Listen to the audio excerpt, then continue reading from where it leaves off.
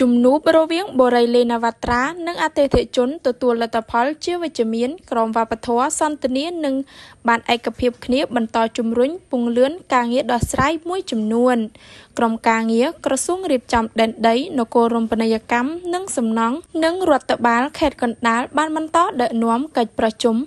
សម្រុះសម្រួលនិងដោះស្រាយករណីទិញឬលក់ផ្ទះដីឡូគម្រោងបូរីលេណាវ៉ាត្រា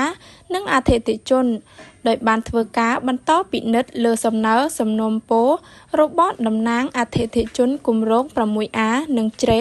100កាលពីថ្ងៃទី14ខែវិច្ឆិកាឆ្នាំ2025បើតាមក្រសួងរៀបចំដែនដីបានបញ្ជាក់ថាជាលទ្ធផលកិច្ចប្រជុំបានប្រកាន់យកវប្បធម៌សន្ទនានិងបានពិគ្រោះគ្នាប្រកបដោយស្មារតីយោគយល់ហើយបានឯកភាពគ្នាក្នុងការបន្តជំរុញការងារដោះស្រាយពង្រឹងការងារសាងសង់ផ្ទះការចាក់បំពេញដីឡូនិងហេដ្ឋារចនាសម្ព័ន្ធទ្រទ្រង់ចាំបាច់និងអាទិភាពរបស់គម្រោងគួរបញ្ជាក់ថាគម្រោងផ្ទះនិងដីឡូលេណាវ៉ាត្រាជ្រេ100និងគម្រោងផ្លូវជាតិលេខ 6A ដែលមានទីតាំងស្ថិតនៅភូមិជ្រេ100និងភូមិអន្លង់ស្លែង